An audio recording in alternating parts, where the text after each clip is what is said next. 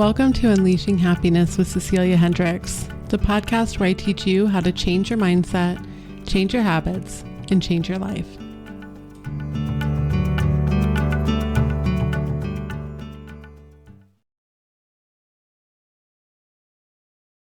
Welcome to the first week of the bonus episodes of Unleashing Happiness that I'm doing. I'm your host, Cecilia Hendricks, and of course, like always, I'm really excited to get started. The purpose of this series is to take the information that I'm sharing and that I did through an email course that I just recently finished and put it into weekly chunks of kind of stuff that you can work on that'll help you really identify what it is that you want and start working towards that goal with small, sustainable, daily changes. Throughout that, I'll kind of explain my reasoning behind it, the way that it's worked for me, and share some of the success that others had from the 14-day course that I did. 14 days was a lot to send through to people, so that's why I decided to take some of that information and actually put it into 10 weeks for the podcast. I will be the first to admit that a lot of the things I'm going to be talking about may be slightly different from the way that you've heard them before, and they sound super simple. And the good thing and the bad thing is all of this is extremely simple. Sometimes so simple that I think the thing that people get caught up in and that they struggle with is that they feel they're not doing enough, that they have to do more in order to get their desired outcome. And this entire course, everything that I'm trying to share is to teach you how to start living a better life. You have the capability to live a life that's happier, that's more full of joy, that you're doing things that you want, that you have the things that you want. You're more than capable to do that. You definitely deserve it. I don't care who you are and where you are. You deserve to live the life that you want and to feel fulfilled and to be happy. I'm not sure who said it, but I heard a quote yesterday that I thought was so fitting coming into this podcast episode. And it was, I would much rather live a short life doing the things that I enjoy than have a long life that is completely miserable.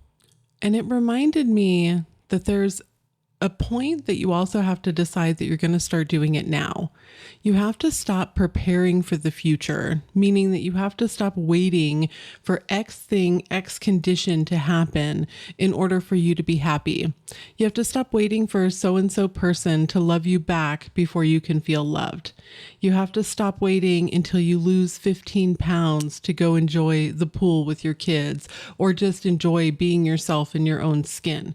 You need to stop waiting until you make an extra $10,000 to find joy within your life. And I realize that having money and love and feeling good in your own skin all does equal feeling much better in life. I don't disagree with that at all. But you can actually have the good feelings without waiting for this future moment to come. If you're a follower of Neville Goddard, he always talks about how you need to embody the state that you want to fulfill first. It has to be natural before it's going to happen for you, which means that if you're constantly looking ahead to the future, waiting for something to happen, you're actually just kind of on a hamster wheel and you're going to continue to just wait for this thing to happen in order to feel good. And if you don't end up feeling good and not this positive, toxic positivity that we've talked about on my other episodes, but if you're waiting for those moments, then you're never actually embracing living life. You're never enjoying yourself. You're never feeling good and feeling like you already have these things. So when people talk about being delulu, like that's a big thing on TikTok right now, if you're a TikTok user, and they talk about being delusional. And essentially, I've kind of looked at things as like a sane delusion, right? Where if you're going to embody the person you want to become, you do that by making simple changes throughout your day to start kind of aligning more to that person and finding joys within your day. A recent podcast episodes I did talked about what are you doing for the 95% of your day?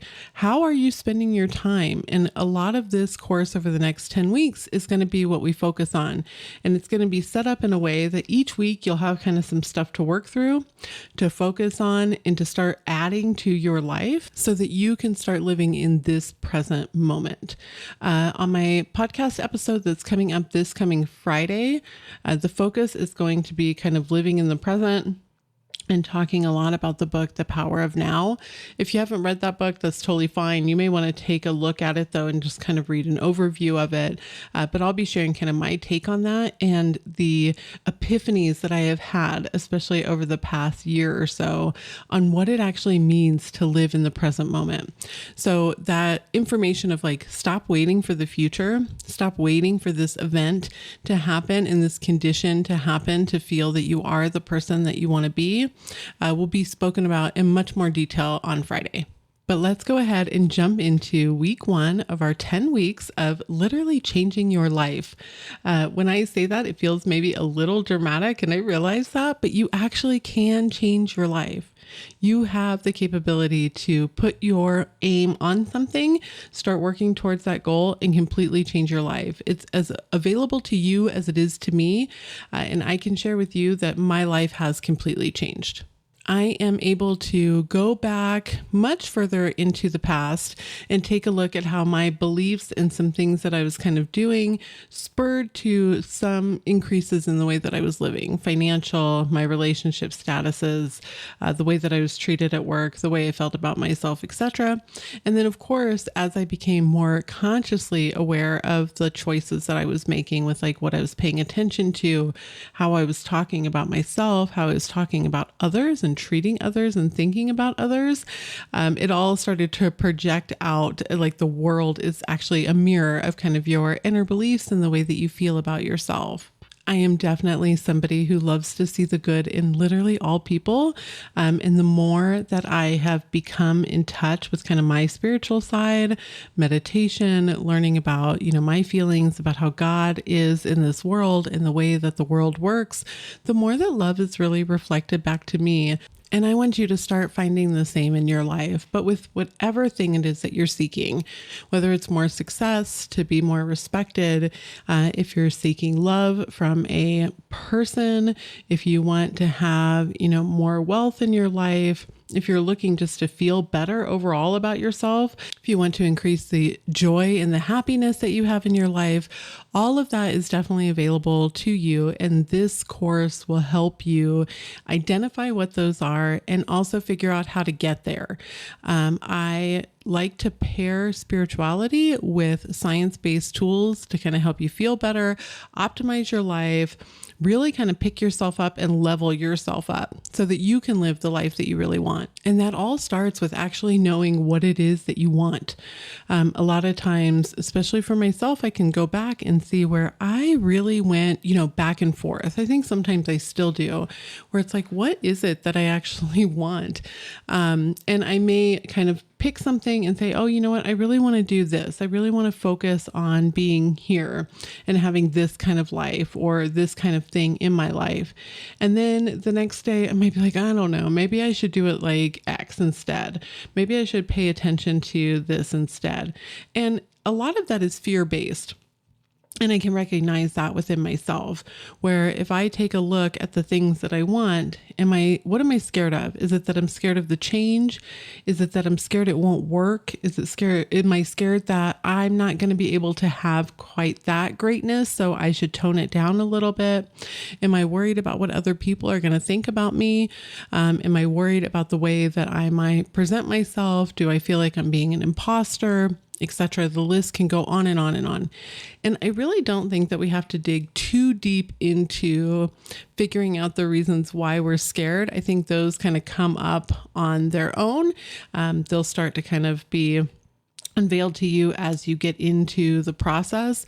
So I wouldn't go too deep into that, although I do think that you can get curious about yourself if you're going back and forth and start asking yourself, okay, why is it that I continue to go back and forth? And what is it that I'm actually seeking? So let's say it's a person that you're having some struggles getting over, and you think about this person kind of all the time.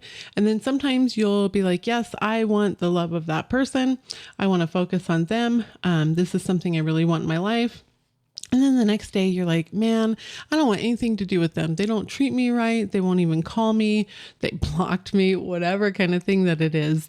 But you keep going back and forth between I want them to love me or they don't treat me well enough. So I don't want to deal with this anymore.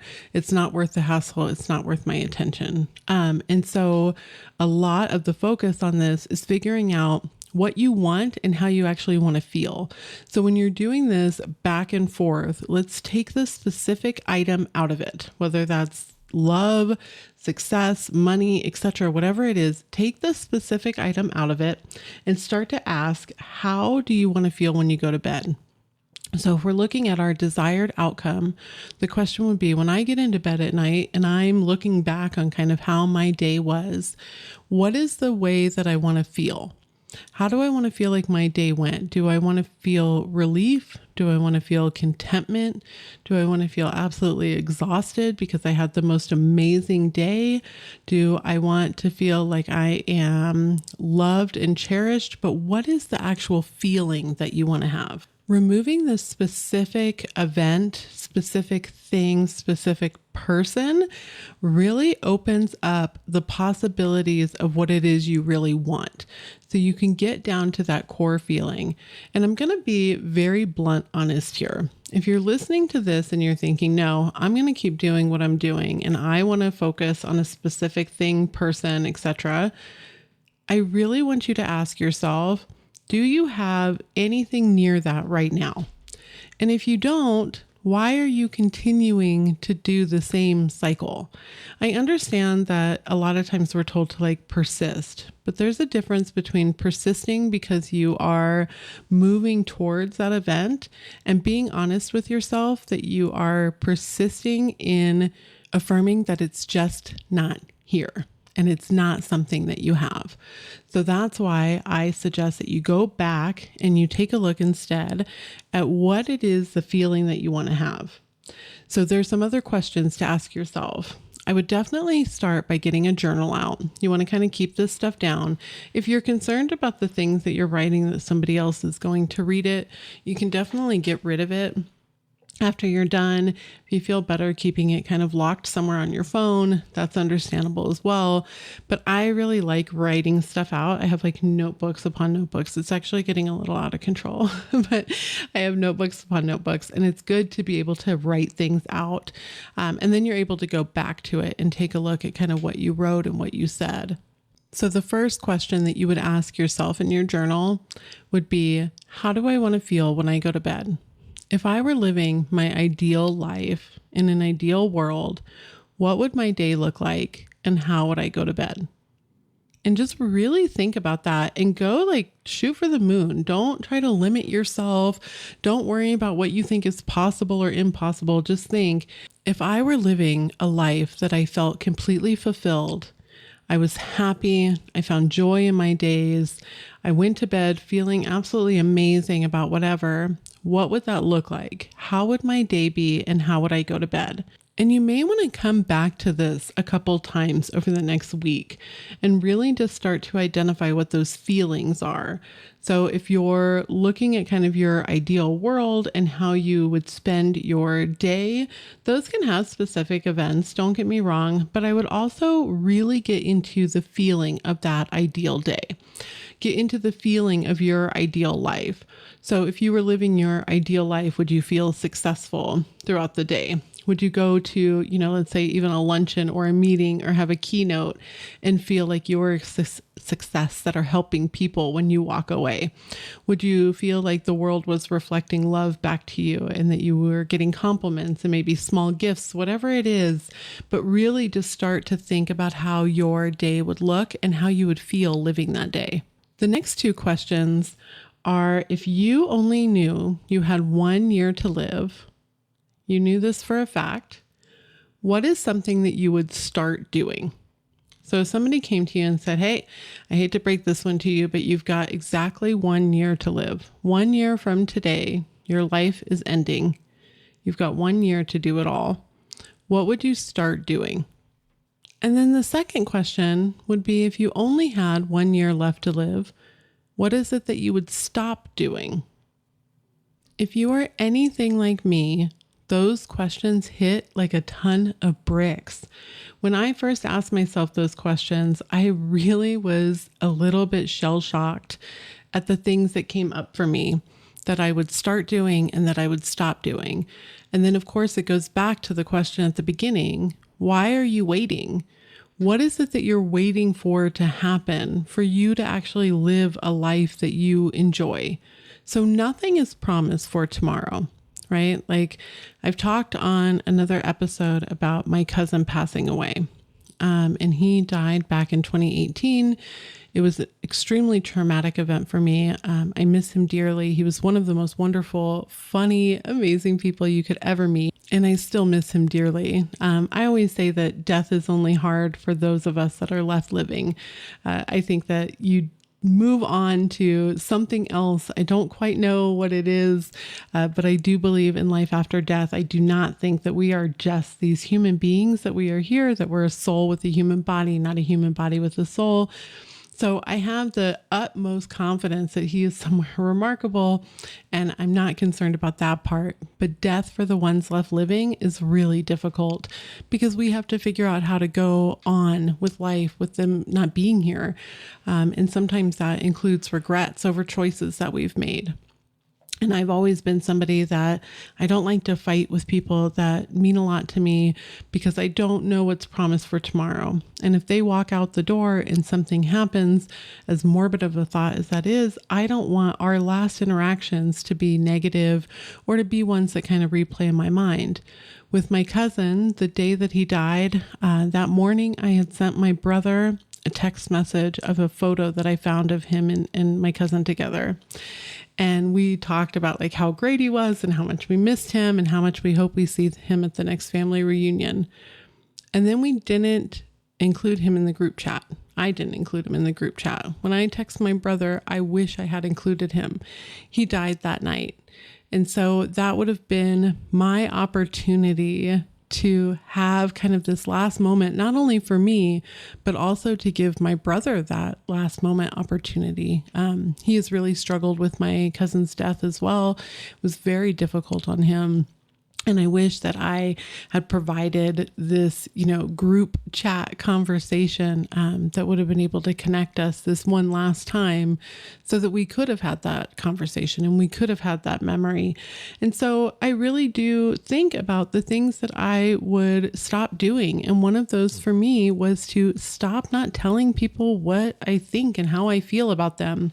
And sometimes that may not be welcomed. I want to have the caveat that if you are in a position right now that you are trying to actively, consciously seek a specific person and they are not open to talking to you, I would recommend that you write down how you feel about them in your journal, not reach back out to them. Now is not the time. The habit and the process that you have set up with them is not one that I recommend that you reach out. And anybody who's seeking a specific person, that'll probably make a lot of sense. For those of you who are not, it probably won't make much sense, and that's okay. But back to the question. So really do ask yourself, how do I want to feel when I go to bed?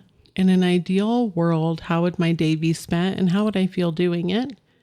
If I only had 1 year left to live, what is it that I would start doing and what is it that I would stop doing? The second part of this week is doing a list of joys.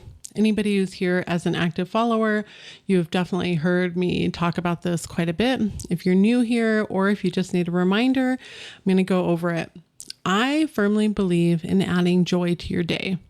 And that joy can be very simple joys. You can do bigger ones as well.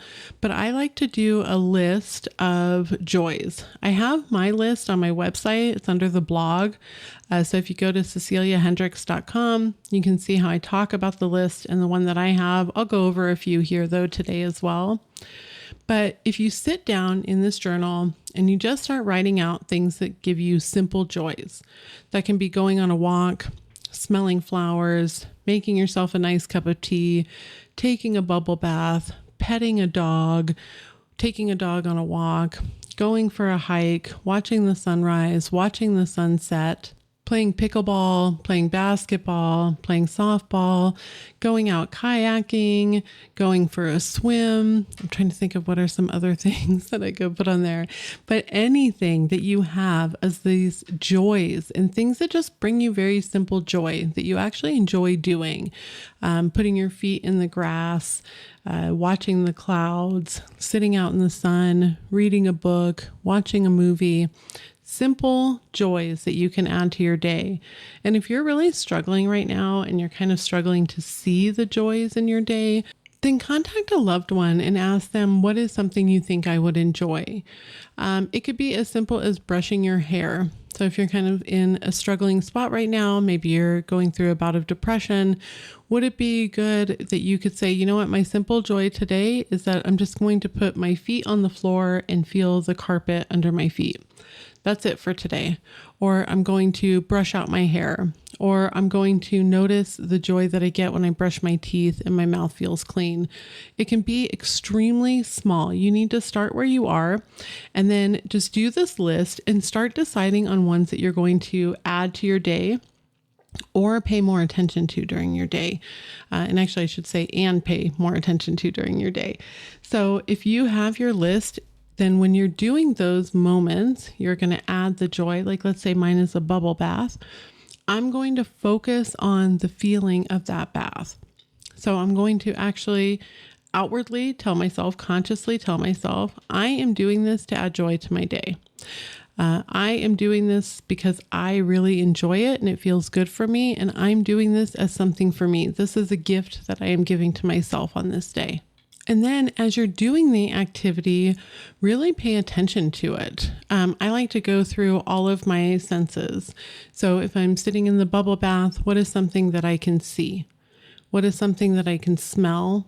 Do I taste anything at this moment? Hopefully it's not the soap.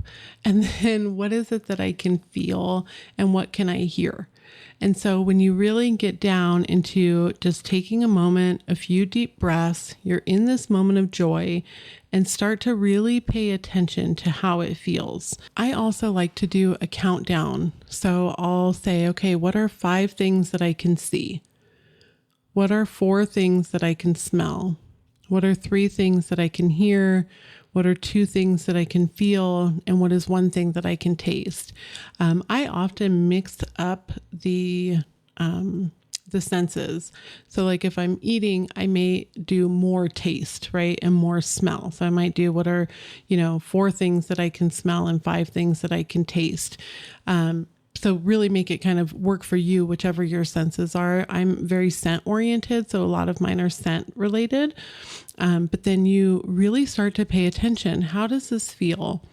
What is it that I am getting out of this? And emotionally, how does it feel? Suddenly, after I go through my senses, maybe I feel much more relaxed. I'm warm, I'm cozy. I don't have a care in the world at this moment because I'm focused on this exact moment. I'm really honed in on what I'm going through now, the happiness that I feel now, and the joy that I'm giving myself. And it's a gift to myself, which means that it's an act of self-love. And I'd be willing to bet that if you looked back onto your desired outcome and the ways that you want to feel living your ideal life, part of that would be feeling good. So at this point, you're giving yourself this gift of feeling good and enjoying that moment because that would be aligned to living an ideal life, to having your desired outcome would be that you were relaxed and that you felt good.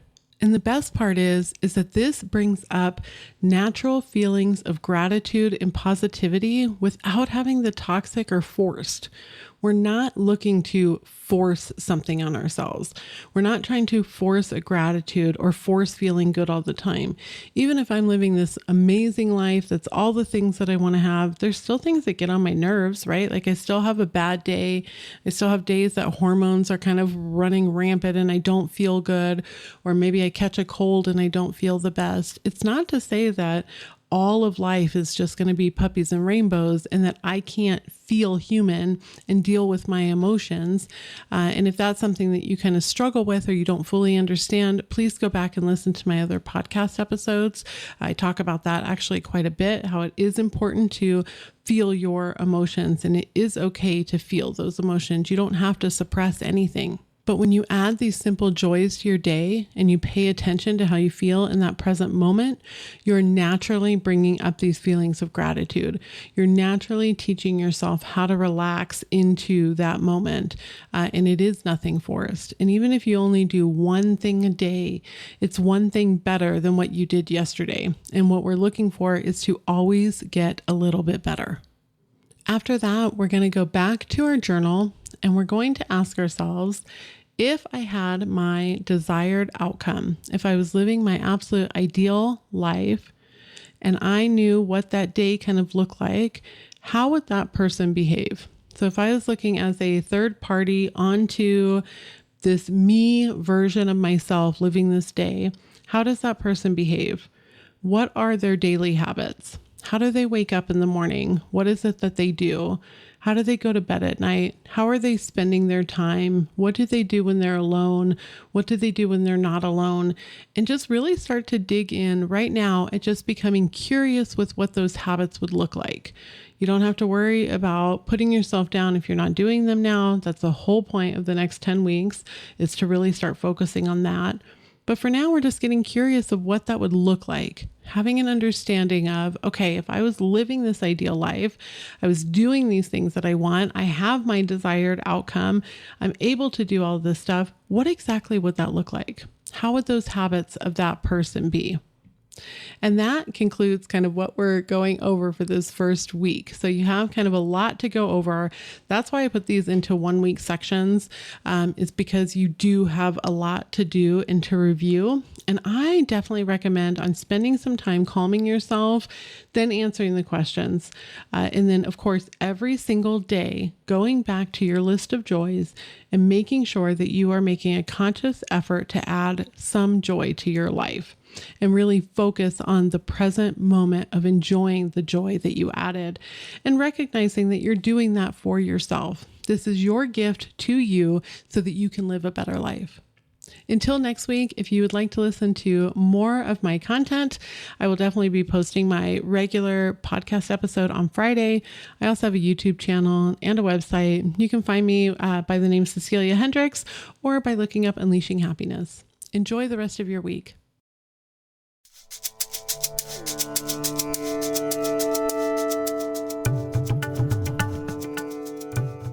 Thank you so much for joining today. If you found the episode useful, please share it with your network or leave me a rating or review. It helps me get my message to more people and I would greatly appreciate it.